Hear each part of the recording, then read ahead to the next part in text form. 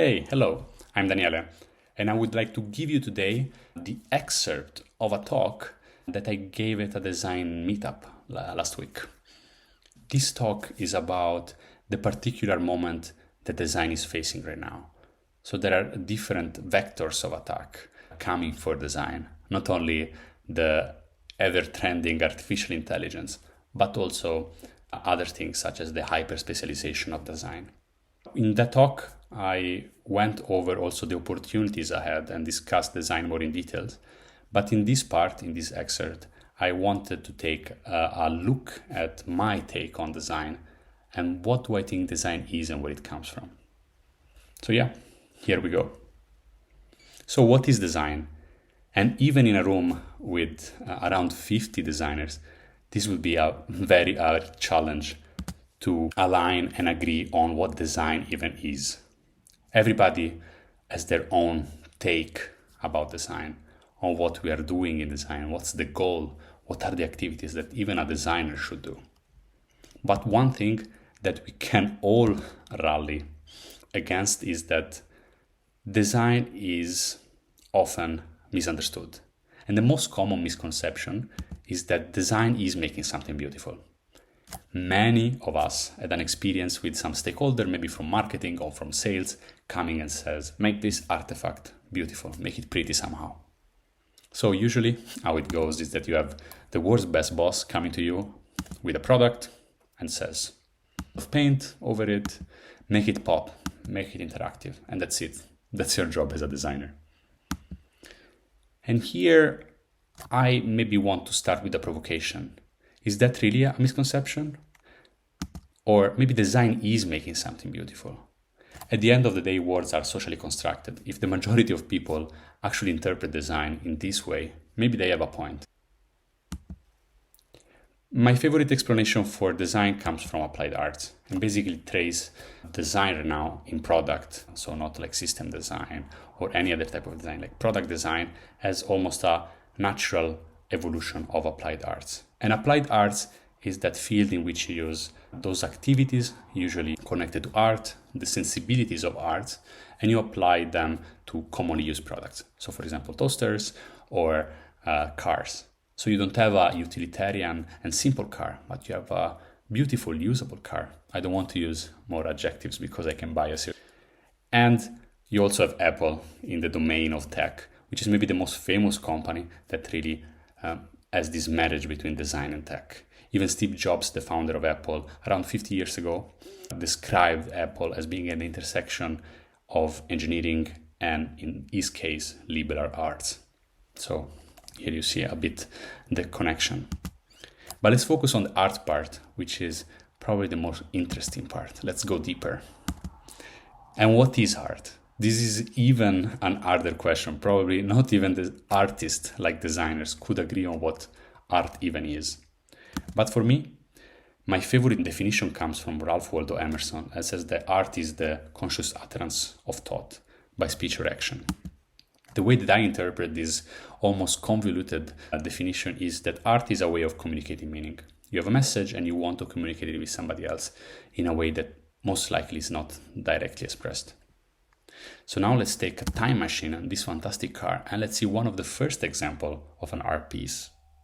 And one of the first examples of an art piece can be found in a cave, in which a human at the time, surrounded by nature and not by concrete and cement, saw a bull outside in nature and wanted to communicate the presence of this bull to somebody else. Maybe because the bull was a prey, maybe because it was supposed to be hunted. And they used kind of what simple colors and simple shapes to communicate this. And then with time, the artistic ability of humanity evolved with, for example, sculpture and relief, and with the Renaissance, with the shadow, perspective, colors, multiple subjects inside of an art piece. And you can imagine the evolution with time of art following two dimensions. One is about the information complexity. So you have more and more subject, more and more messages are imbued in one art piece. And on the other side, you have the visual complexity. So the piece in itself becomes more visually complex. You have multiple planes, you have multiple subjects, etc.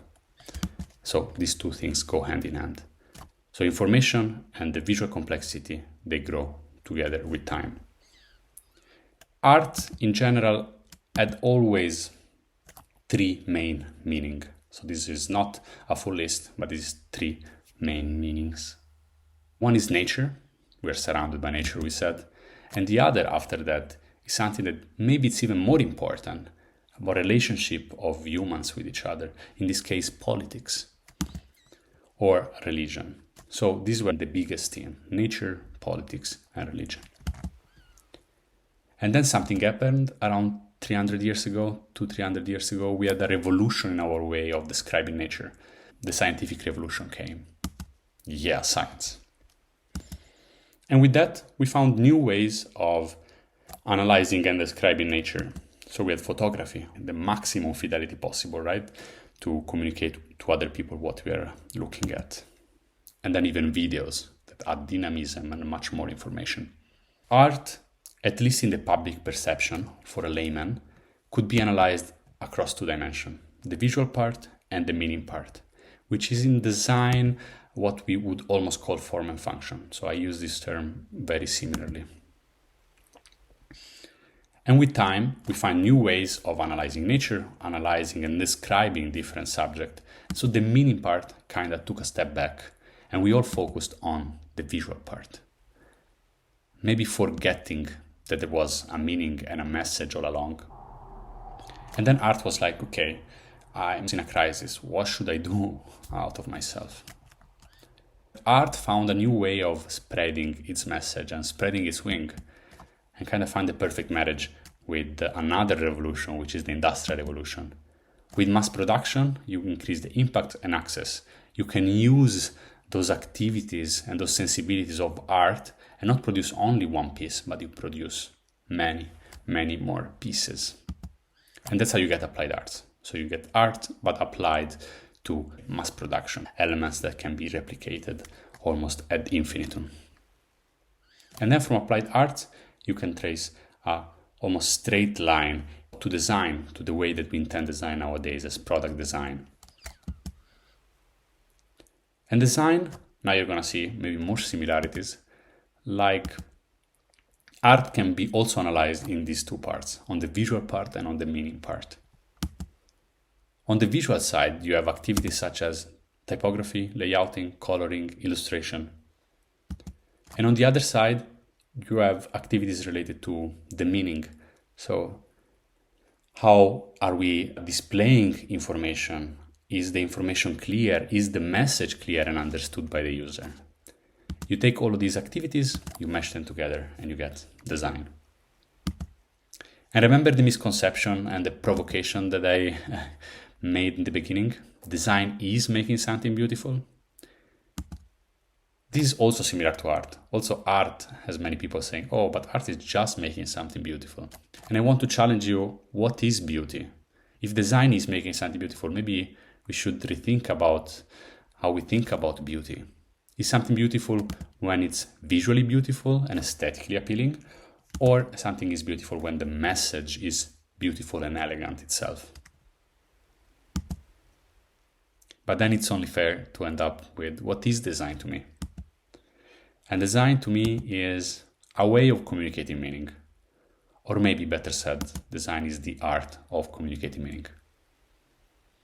Thank you. I hope you liked it. This is my take on design. I'll be super curious to see what you think about design, what design is to you.